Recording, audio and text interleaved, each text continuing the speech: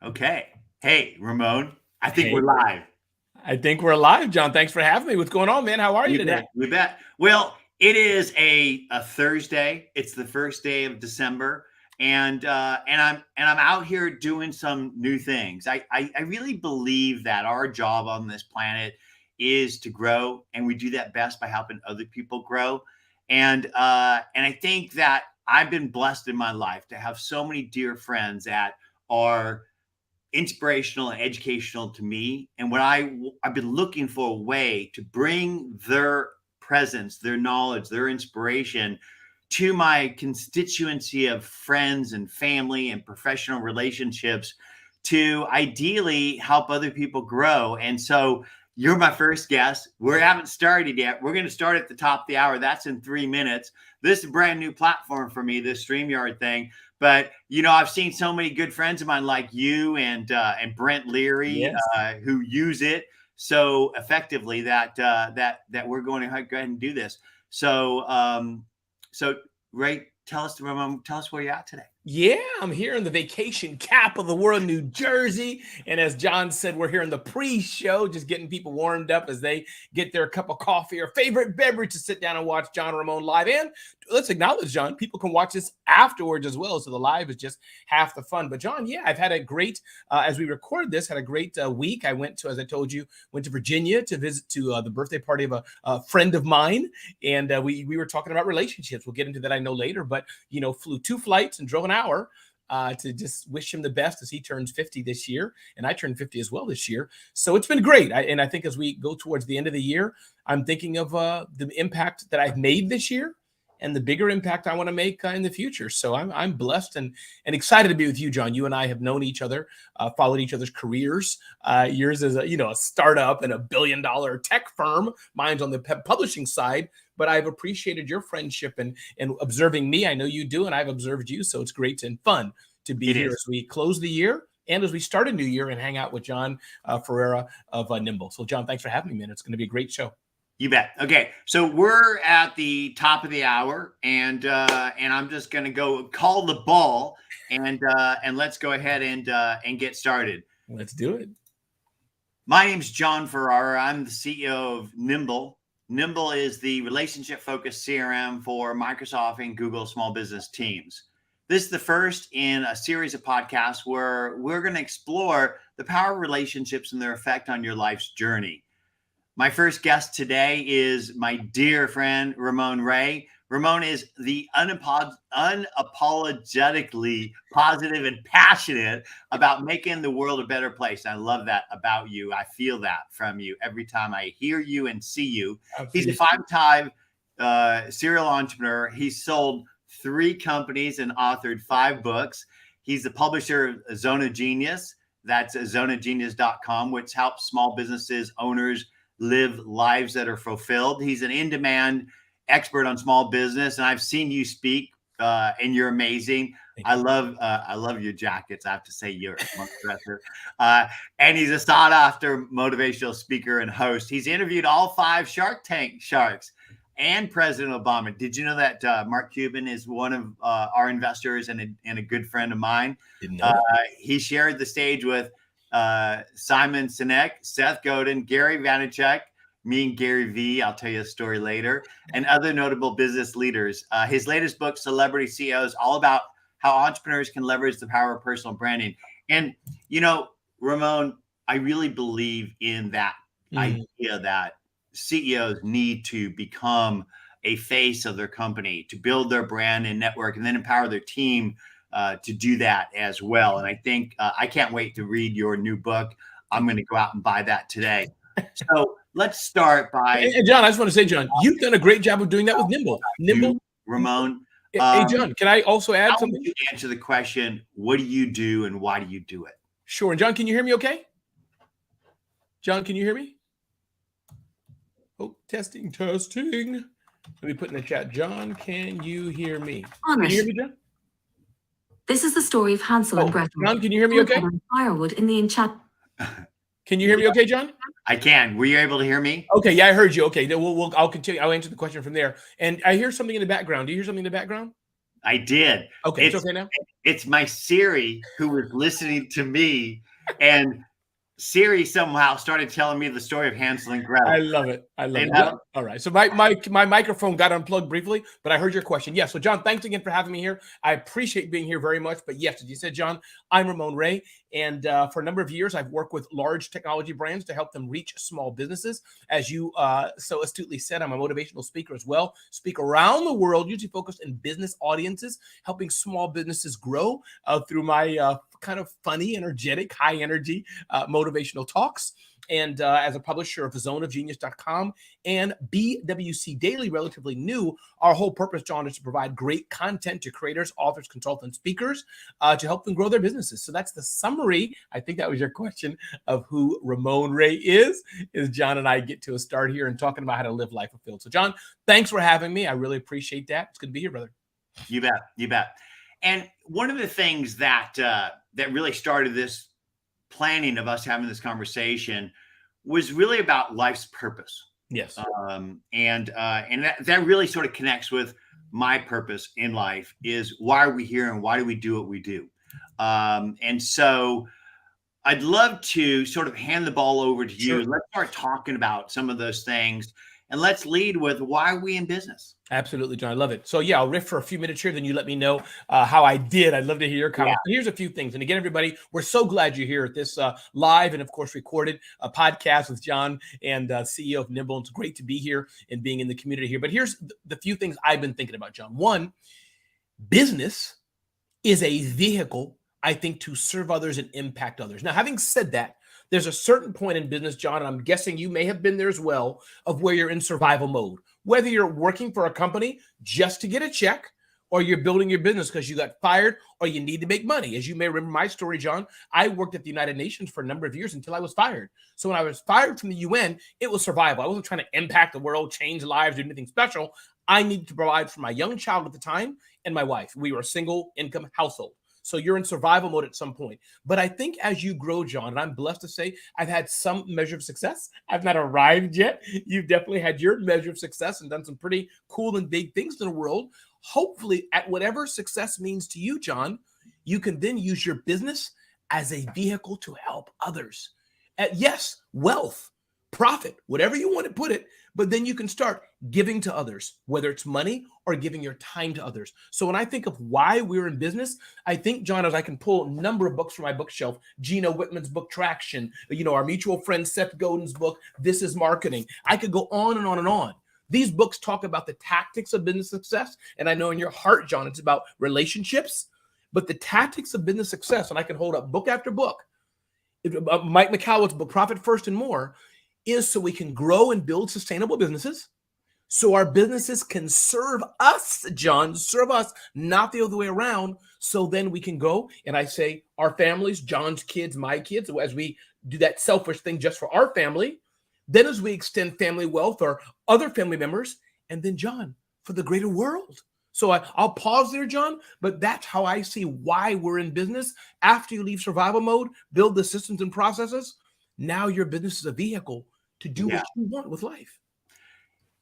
And I love that you really talk about that foundational thing first, where you really got to take care of yourself and your own, and then take care of others. Because if you don't have a strong pyramid, a foundation, you can't do that. And if you know Mitch Jackson, the lawyer, if you don't, I have to introduce you. Okay. We were having breakfast one day, and he told me about the 5 key tips of Mike the Milkman. It's his father-in-law. And it starts really with your health, and then your work, and your family and your work. And I don't have it all, but I'm going to have to put it and publish it into here. But the reality is that for me, the reason I got into business was I had a need. I struggled to manage relationships effectively at scale as part of a small business, or actually as part of a sales team for an enterprise software company. And I think that a lot of the best products come from your own need because you're passionate about it, you understand the problem. And my problem was I was trying to manage relationships with a day timer and spreadsheets and a piece of paper. And it turned out that my problem was shared by millions of other people. And in the end, what I found was that by building a platform that helped myself, I was helping others. And I sort of started to repeat that by building these systems that helped others at scale to achieve their dreams. And I love that about the purpose for me being in business is really to grow by helping other people grow. And I think that if you are in business to make as much money as you can, I don't think that's what life's about. Life isn't about making money. It's about making memories out of moments. And I think that if you can truly serve others at scale, you'll have more than enough blessings in your life to last you a lifetime. What do you think? No, I think so for sure, John. I want to encourage those who are watching us live. Feel free to comment as well. John and I want to see who's here, so feel free to comment. Whatever platform you're watching on, we want to see that and showcase, if we do, your comment as well on the screen. But I think you're right, John. I think it's interesting that happens is when you build a business just to make money, I get it, but sometimes you can be tempted to cut corners. Sometimes you can be tempted to do things wrong. But I find when you reverse it, yes, we need to make money. Obviously, we want to make a profit. Obviously, this is a given. But when you build the business out of relationships, let me sit back and think, what does John want? What does he need? What makes him a success?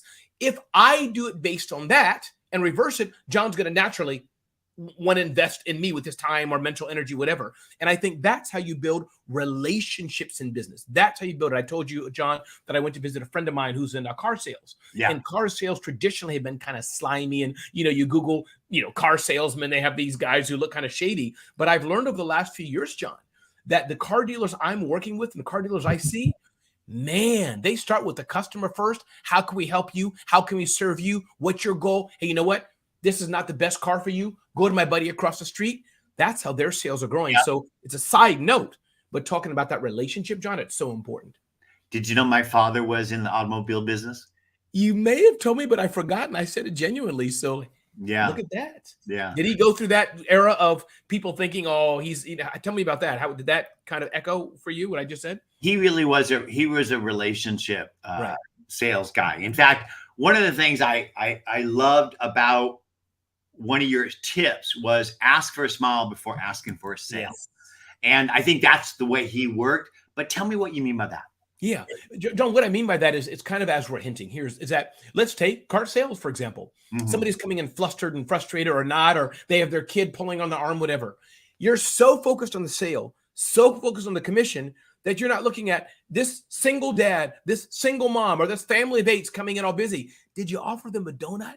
Did you offer them a cup of coffee? Did you just say good morning? So I know you and I are nice people. We may do that, John, but I think it's my journey, my discipline of I do this even with paying clients. I say, listen, I don't need anything from you. I'm literally texting you right now just to say, how are you? Yes, John, we're in business. Yes, we have a relationship. Sure, I hope they hire me. Yes. But it is that relationship, John, as you do so well. And in fact, I know this is not about Nimble, but I must say what Nimble does so well, as you've taught me and showed me things, right? It's using the technology even to know, oh, John just tweeted, he got a new dog. John just shared on this platform, he did this. Now it's a relationship. I can be warmer and not just, hey, can you buy my water bottle? You know what I mean? That's no fun. That's not warm. But I think those who are warm and those who ask for a smile, just saying, John, good morning. John, how are you, John? I'm so sorry this happened in your family. I was on a team call today and somebody had said one of their friends passed away just yesterday, John. We paused the whole team meeting and just talked about that friend for a minute or two. So it may sound silly, but that's part of the human relationship, John. Yeah, people buy from people they like. And you need to build intimacy and trust at a certain level in order to get people to open up to you about their needs. And that's why service is the new sales. And the more you know about somebody, the better you can serve them. And if you know that that person in front of you is struggling as a family member and they're trying to achieve certain things, maybe they're carpooling for their soccer team or whatever, you kind of get to know what their needs are and you start to serve them. And you know what? You're going to get the sale. Yes. And John, can I add one more thing? Yeah. And even if they don't buy from you, John, per se, going back to relationships. Tell their friends about you. Yes, man. At the maximum level, maybe they're not going to buy, maybe they will. Because if you go and tell them, you know what? Maybe that Subaru is a better car for you than my Ford is today. Yes. because you're an outdoors person and they've got a really great all-wheel drive car that's really going to fit you well.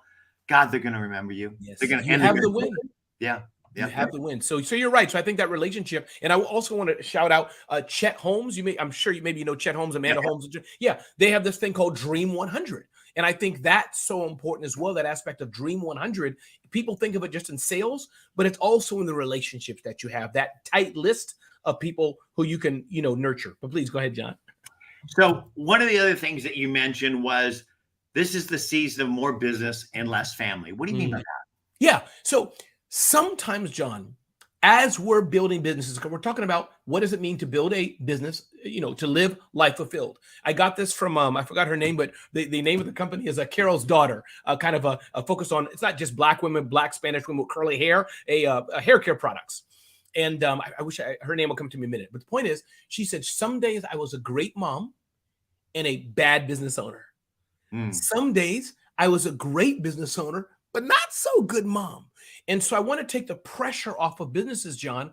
I've gone through that. Some days I had to tell my family, listen, this is an intense time period right now. So for these 3 days, for this weekend, for this 6 months, I'm gonna be less present. This is the moment I need or whatever. I remember, Jon, when I was getting my bachelor's online, going to school at night, et cetera, when I had a family to raise, working full-time at the UN and doing my business journey. Bless my wife. She's like, Ramon needs 16 months to get through this. So my point being, Jon, is that as you're building your business, understand it's not always going to be cake and fiddles or whatever, like Pollyanna. It's not going to be great. Sometimes you're going to be like family, dad or mom is going to have to step away. Every Thursday and Friday, I'm not going to be here for family night.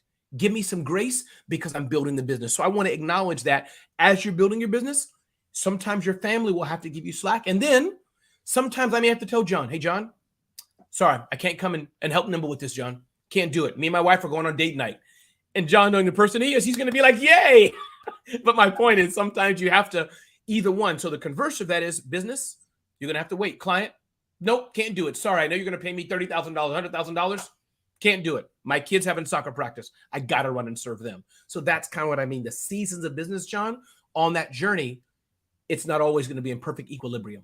No. And I could tell you, having built 2 global software companies, it's a sacrifice. Yes. Ongoing.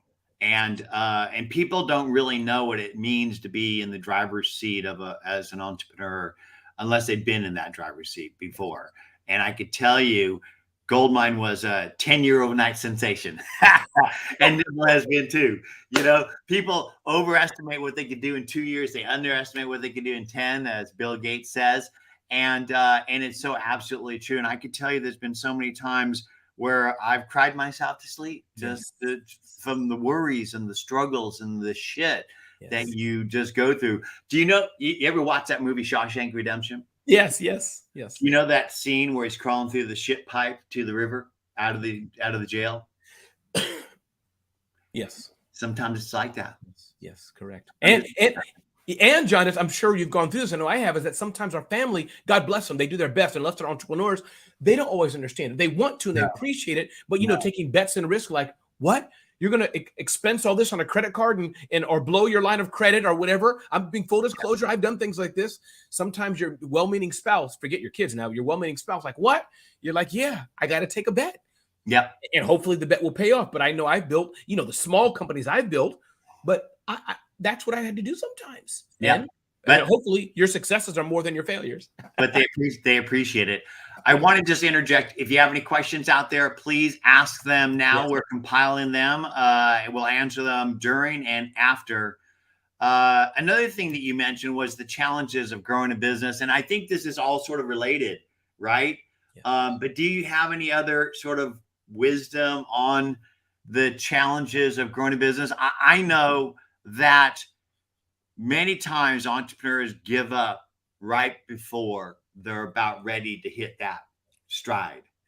And And what are your thoughts about the challenges of growing a business? Sure. I think two different things. And I think for those in the audience who are the startups going to be billion-dollar companies, as it were, used to do a billion-dollar bigger, that's one lens, which Jon, of course, can talk to very eloquently. He's built bigger companies. So that's one level of stress, but I think the principles are the same.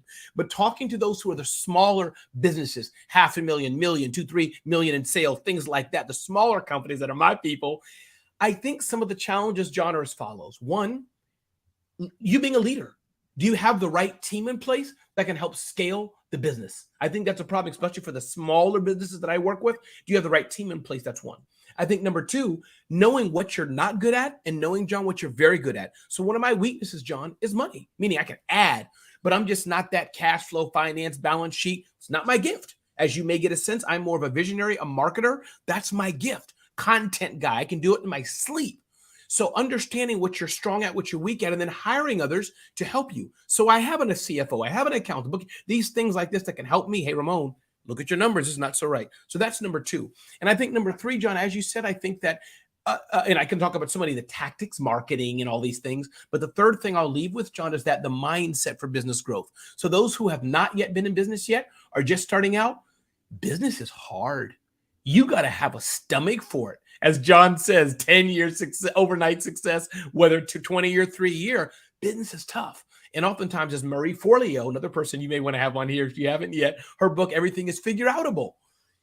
You got to have that kind of thing in you. Okay, client said no. What am I going to do? Okay, this broke. What am I going to do? Okay, 2 years of shut in place happened. What am I going to do? That's where you find the survivors or not survivors. What do you think, Jon? Yeah, I really believe that a lot of business success is about setting a goal and putting one foot in front of the other. And that may sound really, really simple, but a lot of people just don't persevere. They kind of give up, and it takes time to build a business. And I do think that understanding your strengths and weaknesses and hiring people better and smarter than you in your areas of need are critical. But I think the most critical thing is hiring for culture. Yes. You want to hire good human beings. You want to hire people with good hearts and souls, because you can't fix that. You can't change that. And the other second thing I hire liberal arts majors. And that's because they know how to read, write, research, and communicate. And I think that's the biggest part of business and life, is effectively listening and communicating and following up and following through.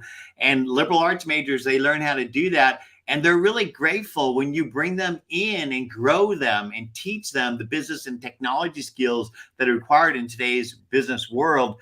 And so I hire culture first. I hire liberal arts second. And then my last one, I love the Midwest. I don't know what it is. I was born in the state of Ohio.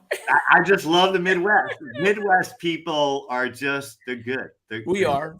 Thank you. We are. And I must say, Jon, about hiring for culture, and by the way, we are hiring for culture fit. But one of my team members, her name is Helen, Jon, talking about hiring for culture and fit. Slightly different than what you're saying, but I think it resonates. Yeah. And I was not arguing against, but I didn't want to be so SEO driven with some things I'm doing. Now I should be. I'm running a content company, and you know the importance of SEO.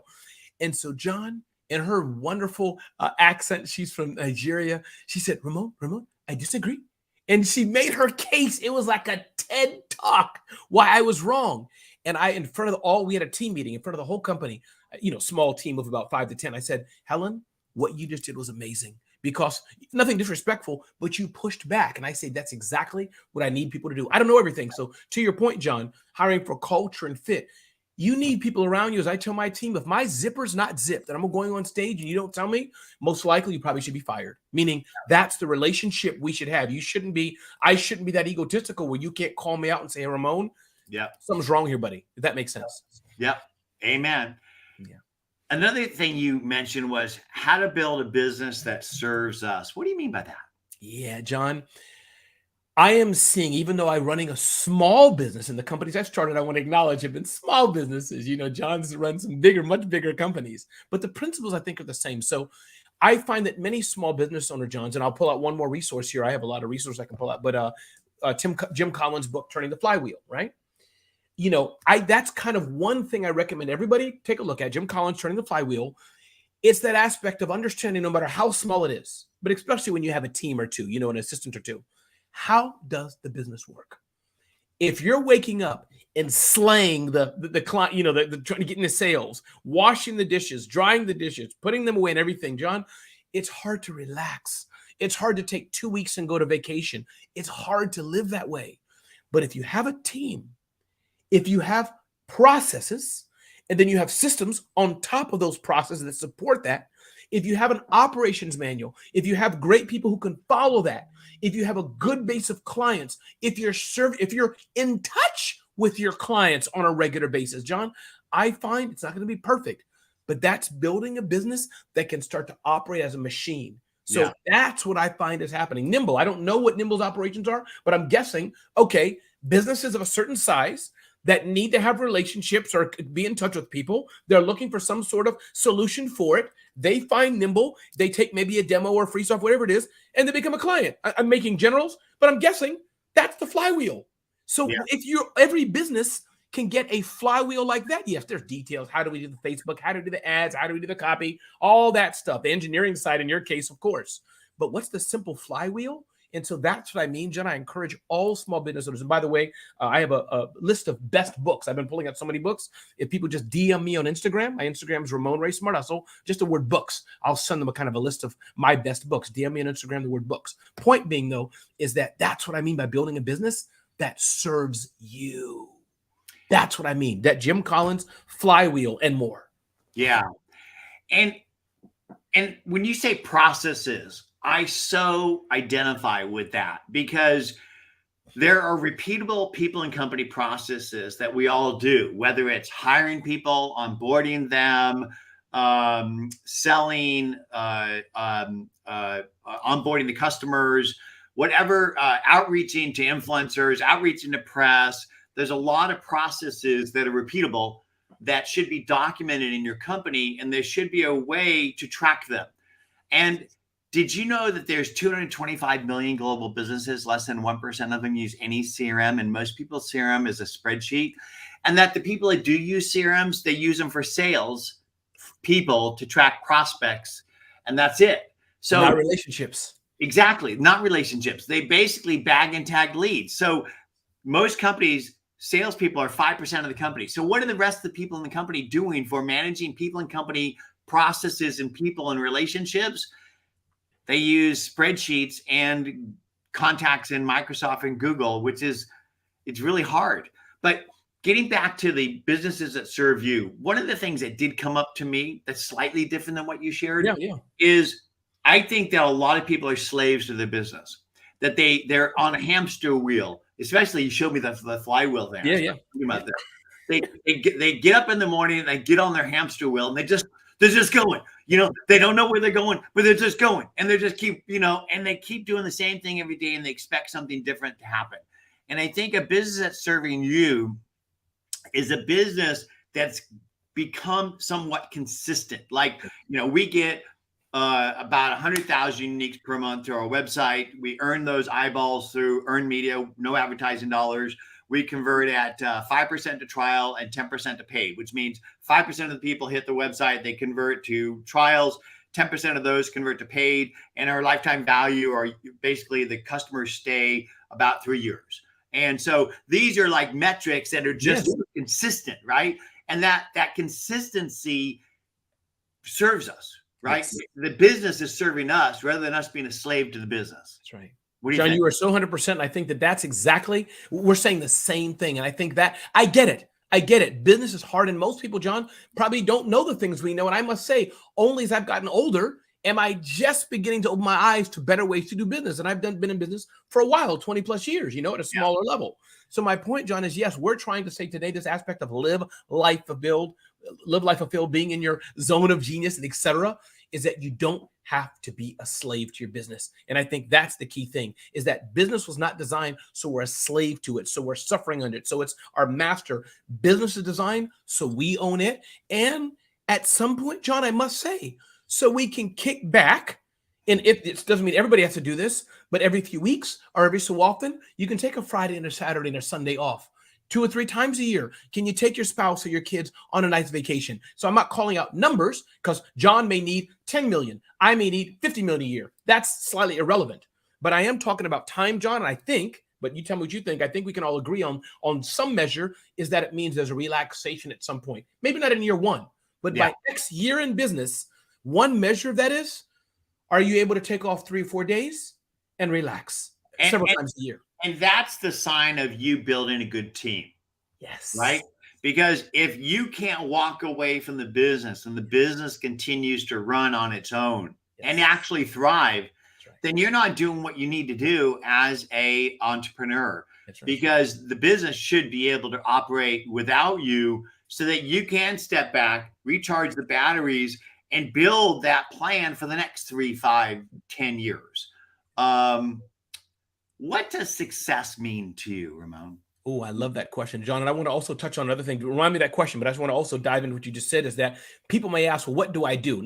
I can hear the Nimble audience asking, Ramon, what does that mean? So, Jon, correct me if I'm wrong, because I always want to give you time to, push back here. But I know for me, Jon, once you build the right team, what does the leader do? Whether they're leading a multi-million dollar company as Jon has, or a company that's a smaller business, I think the similar thing, I look at what's next.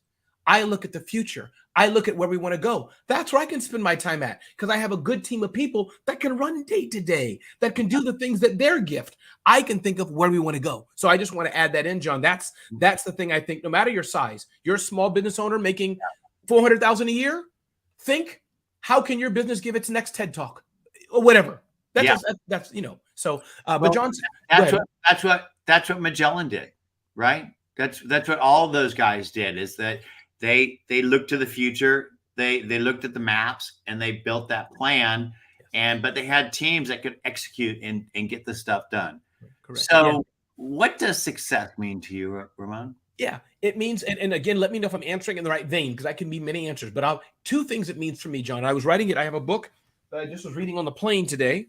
Mm-hmm. This book. Another book I'll hold up. 7-Minute Setup by Frank Lopes. I was reading that on the plane today. And I wrote down, I'm not going to show it, but I wrote down in my scratch writing there about success because he says do it in the book. So I wrote it. What I want, Jon, is 2 things. And they're kind of related because it boils down to money to a degree.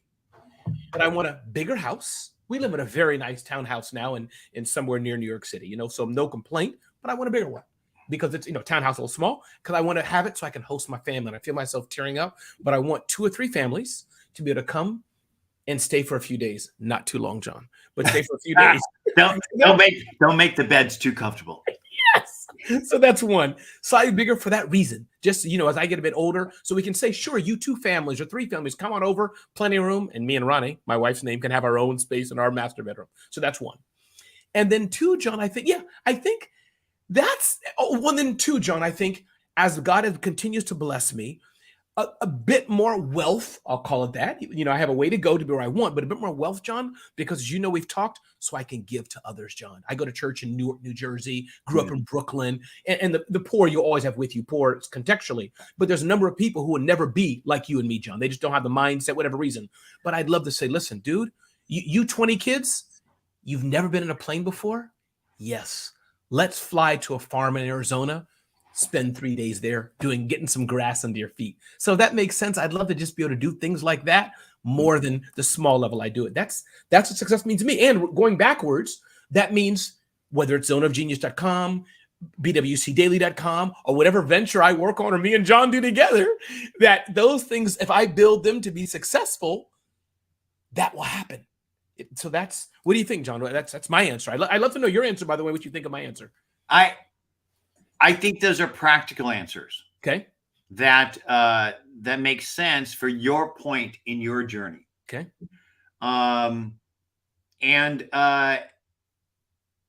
For me, I don't think they're going to write on my headstone, invented CRM, made millions of dollars. I may scroll through the Jon. I may get a marker like this, and late at night, I may come by me and Jenna. I may write it in small print. I hope they don't.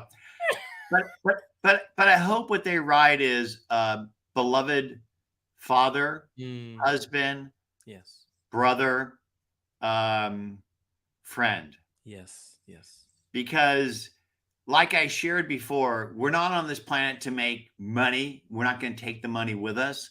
We're on this planet to make moments, memories out of moments, and to ideally leave others with some gift in the moments that we're present with them, even if it's simply your smile. I can't tell you how many times I've been at the market and I see people that are like this at the checkout counter, and the person checking out their groceries is essentially saying, "Could you hit the button? Yes. Can you hit the button?" And I just think that for me, I think that the most important thing is that I've left the world a better place with my presence, starting with my family. That I've given them the tools they need to be successful in life, which doesn't mean making a lot of money. For me, success is balancing your outgo to your ingo, so you're at peace and you dig what you do. It's as simple as that. I love it. And I think that less is the new more. And I say all that, and I live in a big old house in a nice fancy neighborhood with a nice car and all that. Well deserved, by the way. Well deserved. And I think, you know what? I could give all that up tomorrow.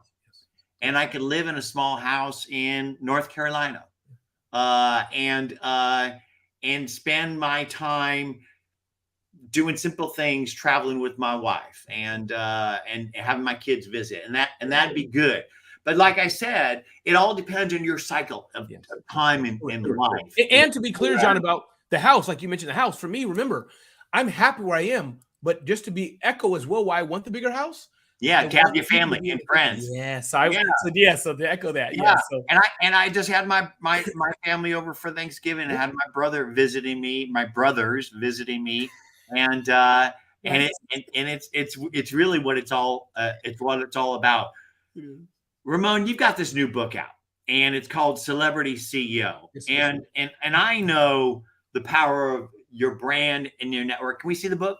I don't know if I have it here. Somewhere back there. Yes, I have a copy here. Okay. I've shown everybody else's book. I might as well show mine. That's Celebrity CEO. Yeah. And I really believe that your network and your brand are your net worth. Yeah. And that whether you're an individual person, you're not an entrepreneur, or you are an entrepreneur, that you should be building your brand and growing your network. And the best way to do it is to get out in the river and give your knowledge away on a daily basis, to become your constituency's trusted advisor and friend, so that when they need your products and services, they not only pick up the phone and call you, but they drag their friends with them. But give me a little bit more about what the book's about, who it's for, and how they could benefit from reading it.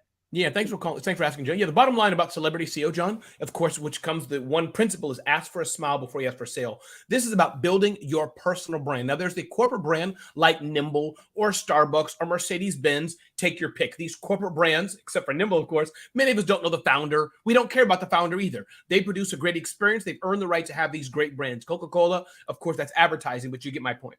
The personal brand for many of the smaller businesses especially is about how you, whether it's your face, your smile, your visage, who you are is identifiable, that you are an asset to the company. When I look at myself, Jon, yes, I've started a few small businesses. I have Zone of Genius, BWC Deal, all these companies, but I don't kid myself. It boils down to Ramon Ray and my brand and who I am.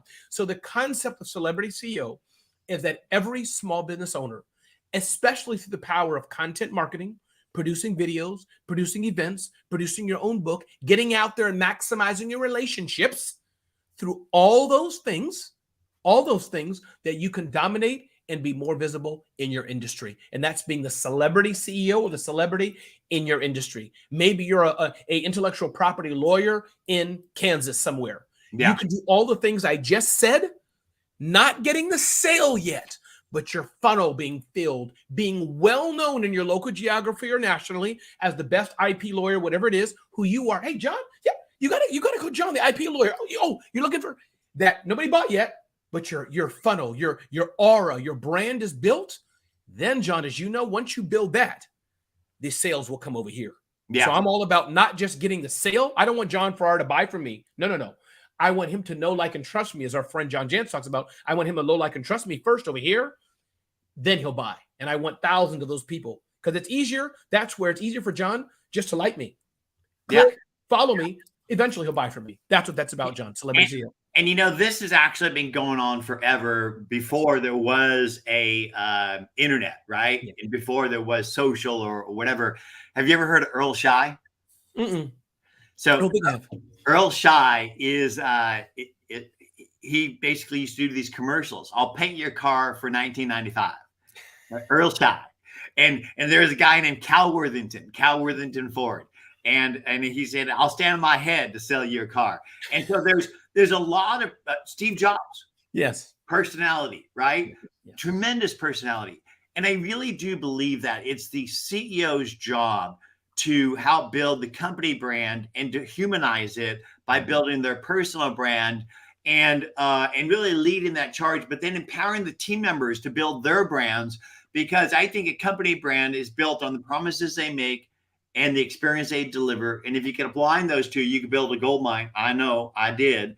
But a lot of that was built on the team members' brands that were being built at the same time. So Nimble isn't the Jon show. It's the team show where I help to build the team's brand. So I initially, when I was just myself hustling, building Nimble, I swam in the social river, identified people that inspired and educated me in and around the promise of the products and my services, thought leaders in social sales and marketing. And I built pay-it-forward relationships with them and then connected with them for conversations. But then I started bringing my team members in and they got to know these people too. And so I think you not only have to be a celebrity CEO and build your brand, but I think it's important to empower your team members to build their brand and to connect with the constituency around your company. What do you think? I think it's powerful. And you know, a question I can hear from that or a pushback. Oh, my team member, Peter, what if they leave my company and take all the things with us? Let me answer that question, John, and let me see what you think. It is more worth it, and you have more to lose than not encouraging Peter to grow. And while Peter's there, being an asset to your company than not. It's small-mindedness. Yes. It's insecurity by saying, what if Peter leaves? Sure. Do you want Peter to leave the company and take all your secrets? Guess what? Peter can do that anyhow. And that's a whole other issue of legal reasons. So it's better. And again, you're the CEO, you're the owner. Sure. But if Peter's out there, say, Peter, please go to the chamber and speak on behalf of our company. Yes. Take pictures. I don't need to be there, or call me if it warranted. So I love what you're saying. And again, going back to the gentleman whose birthday I celebrated, John, his car dealership is doing what you just said. He has each salesperson in the car dealership, he's teaching them, use your cell phone, use social, take pictures of you and the customer, not me, not the president, you, and post it on social. And that's why his business is rocketing. He said each one of my team members should have their own personal brand in the community. So John, you're exactly right what you said. It's not just about John maybe starting out. We got to hustle and grit, but as you grow, John wants to do other things. John won't be here forever. He wants his team to also know the Ramones of the world and others of the world and continue the relationship. Yeah. Because when it's the Jon show or the Ramon show, it doesn't scale. Yeah. Doesn't scale. And it's not just small businesses that are afraid of their team members' brands becoming big and then walking away with parts of their community.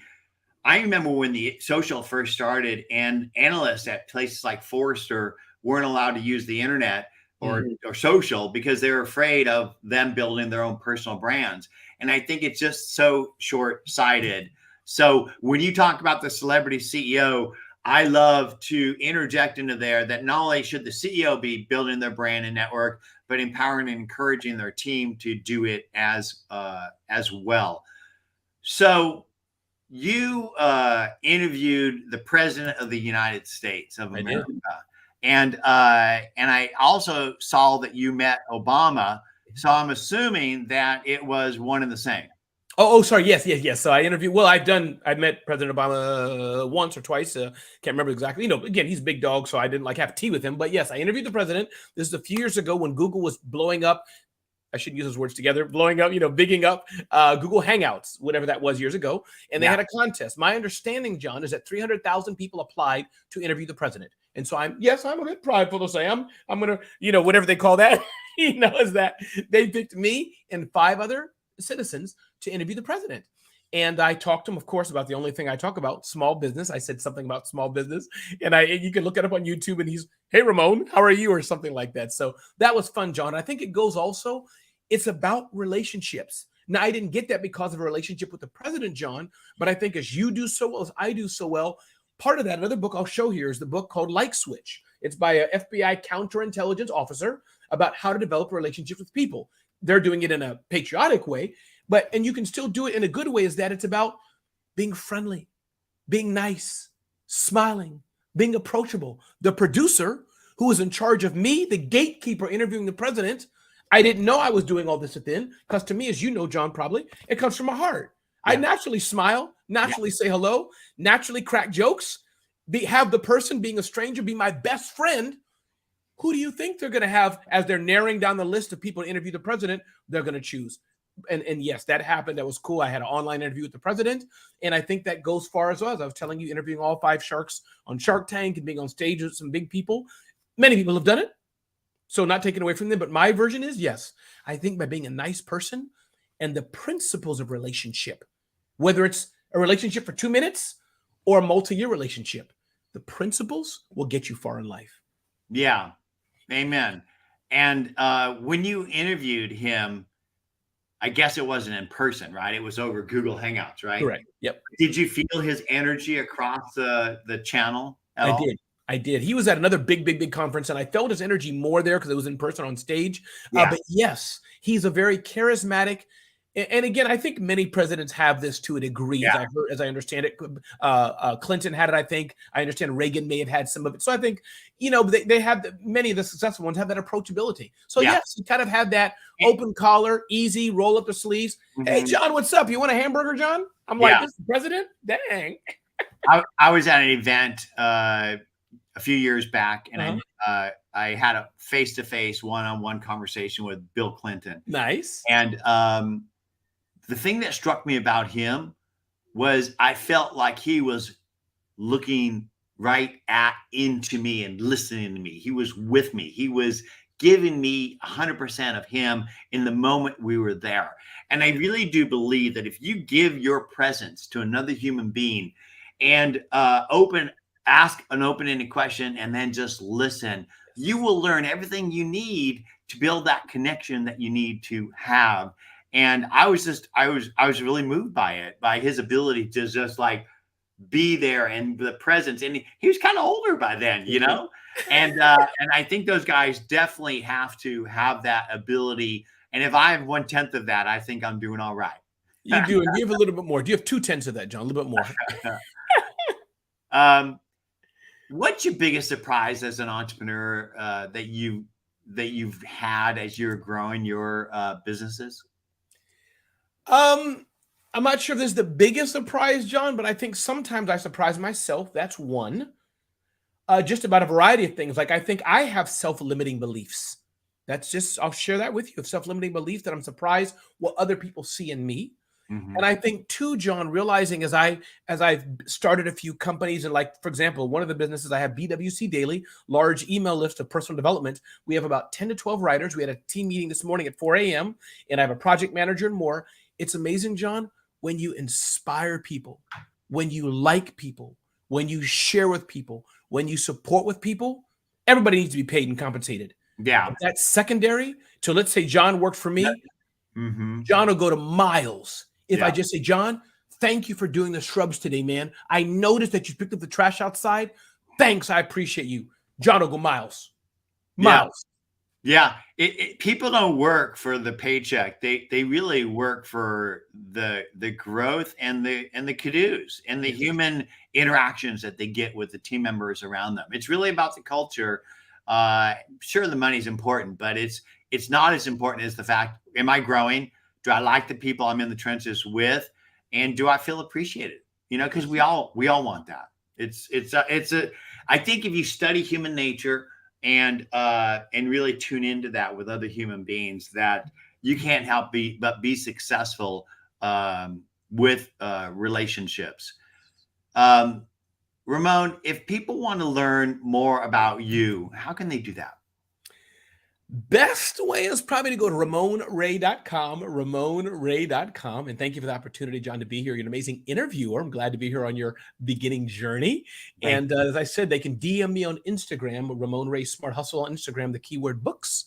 And they can see some of my top list. I've held up a number of books so they can just get my ready list of books that I love reading. But RamonRay.com, zoneofgenius.com, and bwcdaily.com.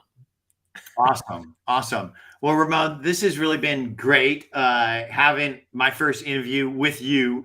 I love the fact that we are aligned on so many aspects of our lives, entrepreneurship, family, friends, relationships, and most importantly, small businesses. Because, you know, I started 2 small businesses and was lucky enough to be blessed with really tremendous success in my life. And I think one of the things that has surprised me as an entrepreneur is how powerful my higher power is. Like my, I call it the 3 Ps of life: passion, plan, and purpose. Yes. If you figure out what your passion is, build a plan to achieve it, make your purpose on a daily basis, that's sort of a recipe for success. But you really need to take your prayers and put them out to your higher power, to the universe, and be present enough to listen, to hear when the universe knocks, be brave enough to open the door and walk through it. But when you do that, the universe just delivers. If you just ask. What do you think about that? I think it's so true. Some people call it manifestation, you know, claiming it, whatever it is. But I think it's true, Jon. I think that, yes, there's a higher power. I happen to be a Christian, believe in God. People may believe in a variety of slices and versions. But I believe, yes, if you think we're just here for ourselves, it's just us, I think you're short-sighted. So I think that, yes, this aspect of there's something bigger than us, something we answer to bigger than us, I think it's important, Jon. And whether you call it vibration, call it energy, that's a whole nother conversation. But yes, I believe that this is where you have a vibe with people. This is where, what is it? Think and Grow Rich? Yeah. Good or for bad, whatever you want to think about the book, meaning, but where your mind goes, mindset. Yeah. This doesn't mean I can make this book lift. Not talking about something woo-woo like that, but positive thoughts, thinking, I can be in the Olympics. I can be in the Olympics. And I'm with the right age. I do the right things, Jon. You have a bigger chance of being in the Olympics than someone who doesn't. So, Jon, I 100% agree with you. I think that soul aspect about you and me, that's also another thing we're in synchronicity with. So 100%.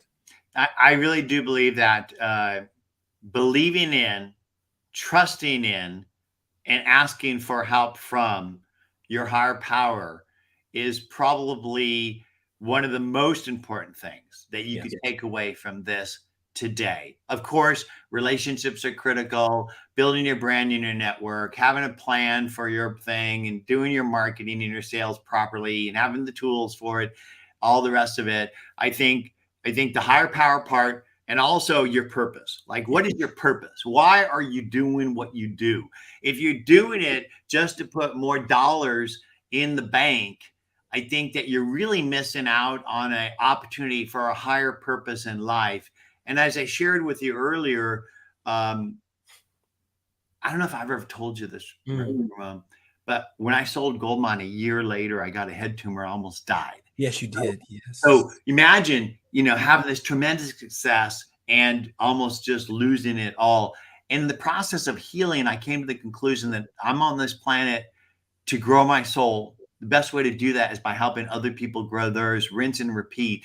And that's really my purpose on this planet, which is why I build relationship management systems to help other people build the relationships they need to achieve their life's successes.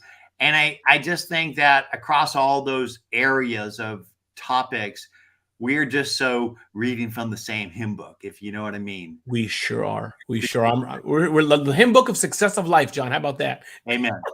Amen.